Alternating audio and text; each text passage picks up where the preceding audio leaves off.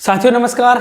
उम्मीद है आप लोग बेहतर होंगे और एग्ज़ाम की तैयारी बहुत अच्छे से कर रहे होंगे। अगर नहीं भी कर रहे हैं तो चिंता की बात नहीं है। आज मैं आपको बताने वाला हूं कि एग्ज़ाम की तैयारी को हम कैसे बहुत आसानी से कर सकते हैं और बिना किसी टेंशन लिए। आइए जानते हैं।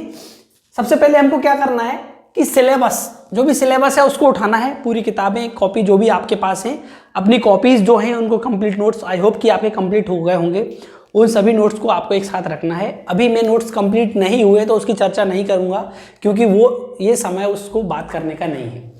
अगर आपके सारे सिलेबस कंप्लीट हो गया है और आपके पास सबके नोट्स उपलब्ध हैं, उनको रखिए, उनको 3 भागों में बांटिए। 3 भागों में पहला पार्ट जो पूर्णता याद है, 100% कंप्लीट आपकी सिलेबस में। अगर मैं एक सब्जेक्ट उठाता हूं, जैसे केमिस्ट्री मेरा सब्जेक्ट है, तो केमिस्ट्री में आपको जो पार्ट आपको पूर्णता याद है, आपको अच्छे से पता होगा कि मुझे ये कंप्लीटली याद है। ऐसे 4 से 5 यूनिट होंगी जो आपको बहुत अच्छे से याद है, केवल आपको रिवाइज कर रहा है, ओनली रिवाइज। इनको आपको क्या करना है? Only revise. आपको इसमें मैक्सिमम टाइम देना है आधे से 1 दिन, मतलब 0.5 to 1 डे बस, और ये कंप्लीट हो जाएगा। इसका करने का उद्देश्य ये है कि ये करने के बाद आपका आत्मविश्वास बढ़ जाएगा और जो आपका डर है वो थोड़ा कम होगा और आपको राहत की सांस मिलेगी कि मेरा 50% सिलेबस कंप्लीट हो गया है। आपका तनाव पहले दिन ही कम हो जाएगा। ठीक है। सेकंड, आपको करना है जो पार्ट आधा अधूरा है, आपको लगता है याद है या नहीं है, यार है तो लेकिन कॉन्फिडेंस नहीं है, तो आपको कैसे करना है? ऐसी लगभग 3 से 4 यूनिट होंगी, है ना। आधा सिलेबस तो इसका आपको कंप्लीट करना है और एक पार्ट ऐसा होगा जो आपको बिल्कुल भी याद नहीं है। लगभग 1 से 2 यूनिट 100% ऐसी होंगी जो आपको याद नहीं है। इसके लिए क्या करना है? हम उस पर बात करेंगे।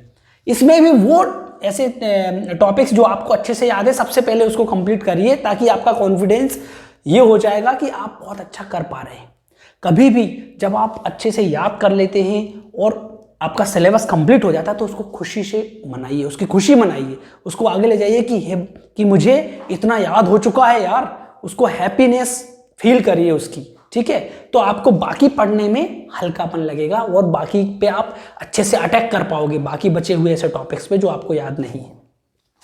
3 से 4 यूनिट ये हो गई आपकी और 2 यूनिट ये हो गई।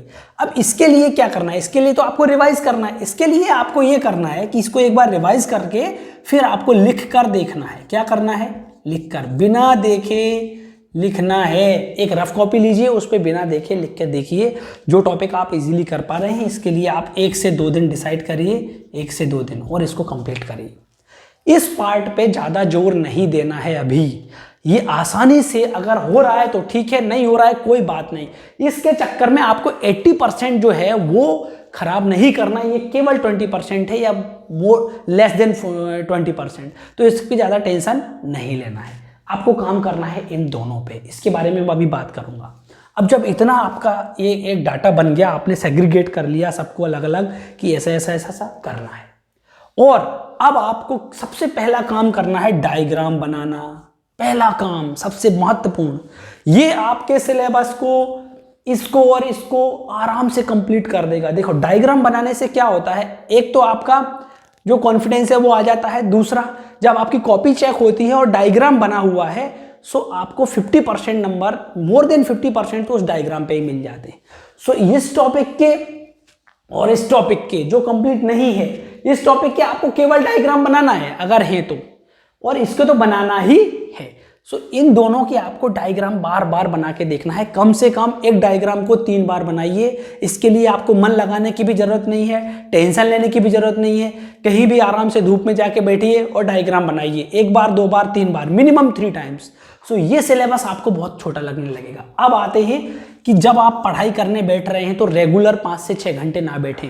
खासकर फिजिक्स, केमिस्ट्री ऐसे सब्जेक्ट होते हैं, अगर आप 6 घंटे रेगुलर बैठेंगे तो पूरा आपको याद जो आपने किया है वो कंटिन्यू आप नहीं रख पाएंगे। इसलिए 1 घंटे बैठें, 1 घंटे के बाद एक पॉज दें, यानी कि गाना गाएं, डांस करें, जो भी आपको मनपसंद कुछ खाएं, जो भी आपको लगता है वो करें, फ्रेश हों। और उसके बाद आप जब फ्रेशनेस महसूस होने लगे तो फिर 5 से 10 मिनट बाद अपना अगला टॉपिक चालू करें। ये हो गया आपका। ये आपको बहुत ध्यान रखना है, नहीं तो आप बोरिंग महसूस करेंगे पढ़ाई करने में।